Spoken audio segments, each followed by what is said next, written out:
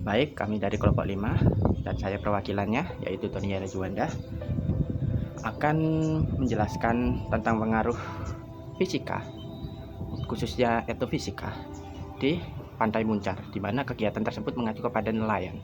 Nah, pada kali ini kita mengetahui bahwa terdapat suatu permasalahan di mana fisika selalu terlibat dalam kehidupan kita sehari-hari. Mengingat kita tahu bahwa ilmu fisika sendiri itu merupakan ilmu yang berasal dari kehidupan kita, termasuk sains juga. Nah, tapi ada hal yang cukup unik.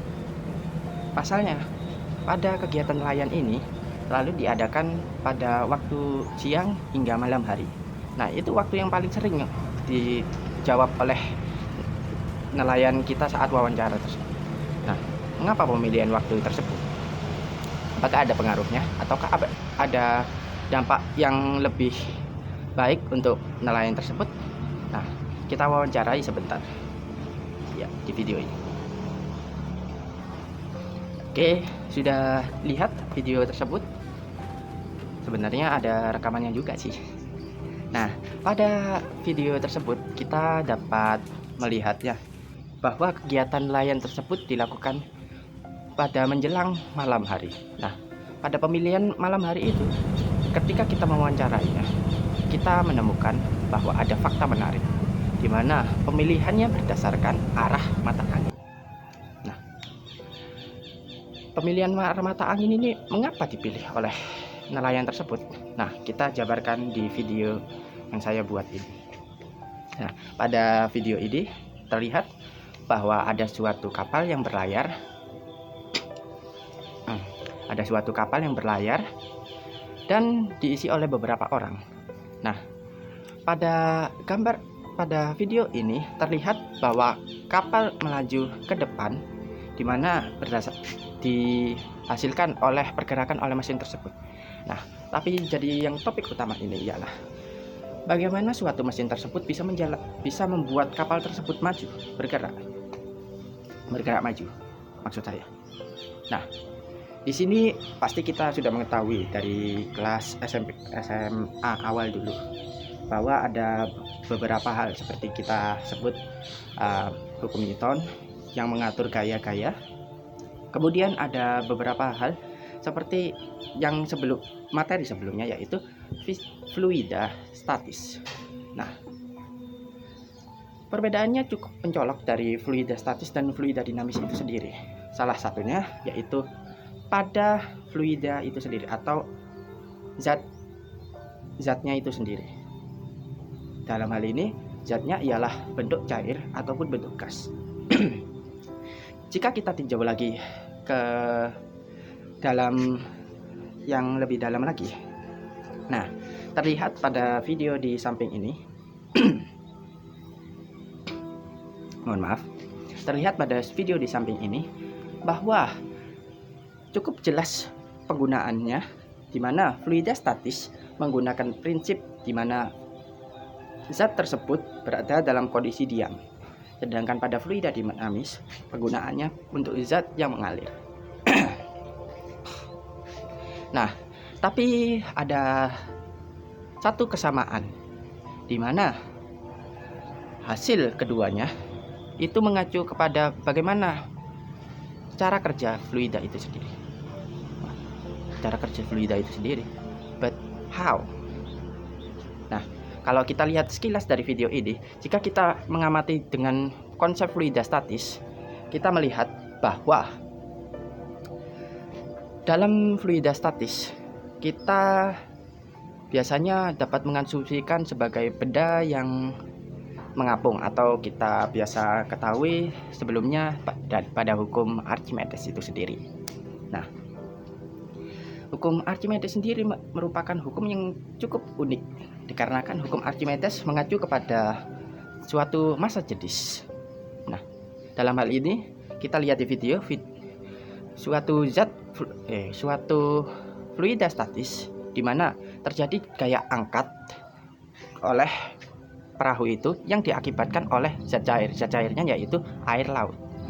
Nah, perbedaan ini terlihat jelas di mana kita tahu bahwa suatu kapal biasanya lebih umum itu tidak memiliki ruang kosong. Nah, tujuannya ruang kosong ini apa?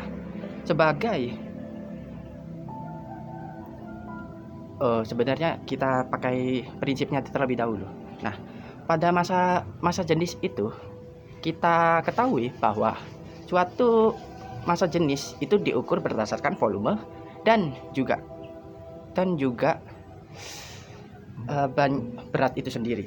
Nah, dari perbandingan ini sendiri, ketika kita mencoba dari kapal atau perahu itu sendiri, bagaimana kita membuat kapal itu seringan-ringannya?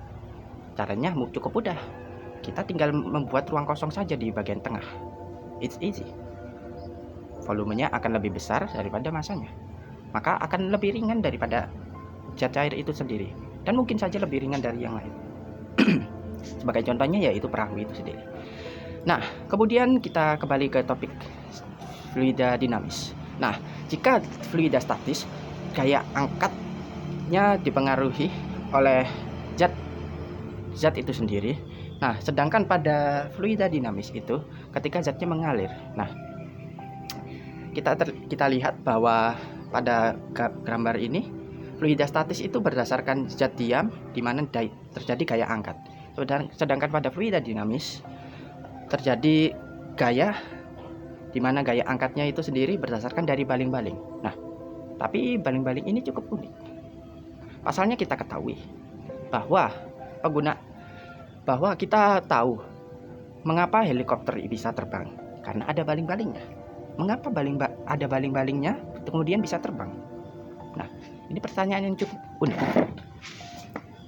Nah, ini terjadi diakibatkan oleh hukum Bernoulli yang berlaku, di mana terjadi tekanan rendah di saat kita memutar baling-baling di mungkin saya jelaskan di sini aja lebih baik. Tekanan rendah. Nah, terlihat ada tekanan rendah ketika kita memutar baling-baling tersebut, dan ada tekanan tinggi yang diakibatkan karena kita berusaha untuk memutar baling-baling tersebut. Nah, ketika ada tekanan rendah ini, kita ketahui sekali lagi bahwa perbedaan massa jenis itu sendiri, jangan memakai massa jenis, perbedaan ini kita asumsikan saja sebagai perbedaan massa jenis. Nah, seperti yang kita jelaskan sebelumnya, ketika kita mendekati ke ruang hampaan, itu benda akan selalu berada di atas yang lebih daripada yang lebih berat. Seperti misalnya kita campurkan air dengan minyak.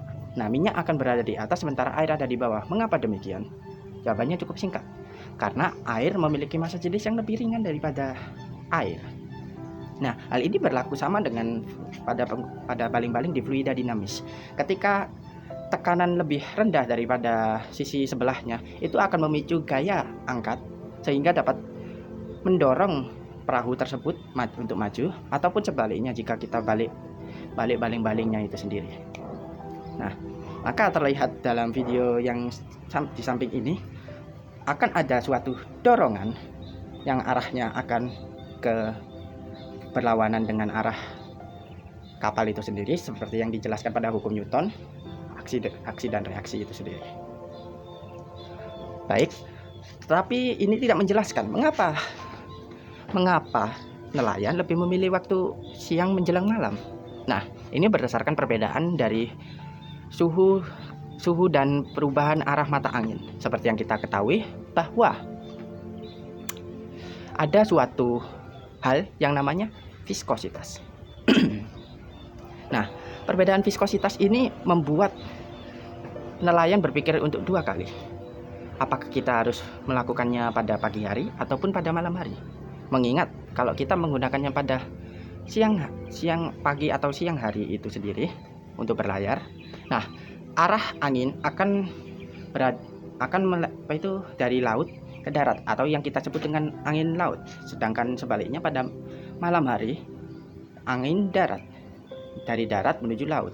Nah, hal ini cukup menguntungkan bagi nelayan, mengingat jika kita melempar suatu jala itu sendiri, kita dapat mengikuti angin tersebut, sehingga jala tidak akan kembali ke kita jika kita mengarahkannya.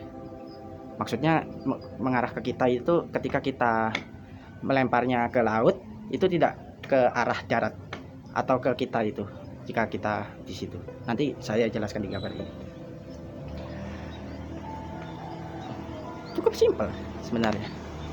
Sebenarnya niat saya ternyata cukup berbeda dari nelayan itu sendiri, dikarenakan nelayan penggunaannya lebih ke mesin. Nah, itu saja. Hanya itu yang dapat kami jelaskan. Terima kasih.